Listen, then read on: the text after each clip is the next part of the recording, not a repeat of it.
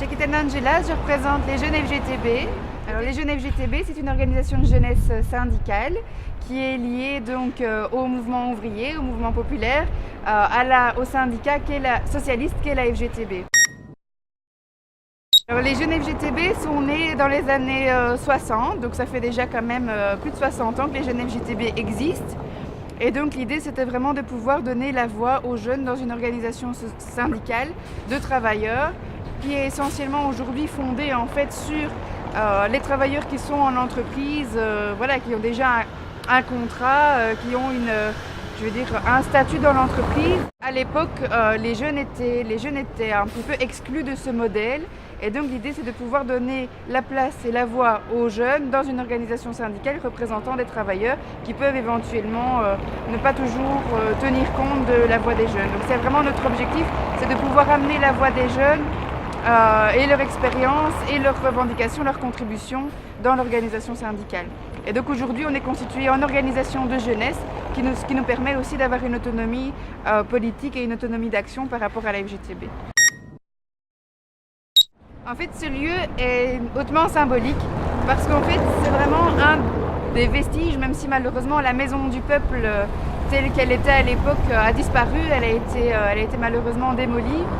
Mais ce que représente ce lieu, c'était vraiment un lieu de convivialité, de loisirs, de plaisir que les travailleurs n'avaient pas à l'époque.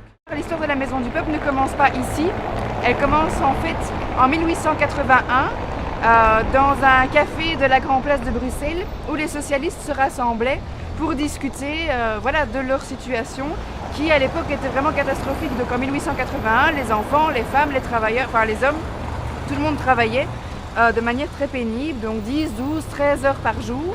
Et donc ils ont décidé ensemble de sortir un petit peu de la domination qu'avait le capital, le patronat sur eux. Et donc ils se sont dit, notre matière première pour manger, c'est le pain. Et donc pourquoi ne pas créer nous-mêmes notre propre coopérative, une boulangerie qui va pouvoir, on va pouvoir faire notre propre pain. En 1882, la coopérative est créée. Donc c'est une coopérative de boulangerie qui va très vite prendre un essor important avec des centaines, des milliers de pains qui vont être produits chaque jour, 42 tournées dans Bruxelles. Et ils seront basés à l'époque dans un arrière-café de Molenbeek-Saint-Jean. En 1883, la coopérative s'affilie au Parti socialiste et elle prend vraiment de l'essor. En 1892, la coopérative va vraiment prendre le nom de Maison du Peuple et ils vont décider d'acheter un terrain, en fait, le terrain qui est ici, à l'époque qui est vide, il n'y a pas de bâtiment, rue Stevens. Il faut savoir qu'à l'époque, il y a des mouvements ouvriers qui sont très, très durement réprimés à Charleroi notamment. Ce qui fait qu'il va y avoir des intellectuels qui vont rejoindre la cause des travailleurs, notamment Jules Destrée, Émile van der Velde, Max Halley. Ces gens, c'était vraiment des avocats de grand nom et qui, finalement, touchés par la cause des travailleurs, qui vont être réprimés parce qu'ils ont envie de défendre leurs droits, vont rejoindre les travailleurs, vont rejoindre la Maison du Peuple de Bruxelles et vont contribuer en fait à son développement. Ils vont mettre leur capacité intellectuelle, leurs compétences d'avocat à contribution des socialistes et des travailleurs. Ils vont demander à Victor Horta de créer la Maison du Peuple de Bruxelles. Et donc ils vont en faire vraiment un palais, ça va être vraiment le palais des travailleurs. Et donc on avait une super Maison du Peuple sur 4 étages avec des salles de fête, des salles de réunion, des cafés, mais aussi des petites boutiques, etc., des commerces qui vont être créés pour les travailleurs. Et donc de cette Maison du Peuple sont exclus les libéraux qui à l'époque, c'est l'image des gens qui détiennent le pouvoir, qui détiennent l'argent, et les catholiques. Aujourd'hui, on a perdu cet endroit, on a perdu les Maisons du Peuple parce que c'était pas la seule, il y en avait un peu partout en Belgique. Et les Maisons du Peuple ont même inspiré d'ailleurs la France et l'Italie. Il y a plusieurs Maisons du Peuple qui ont été créées suite en fait au modèle des Maisons du Peuple belges. Parce que c'était vraiment un symbole de l'émancipation finalement des travailleurs, ce qu'on cherche à faire aujourd'hui.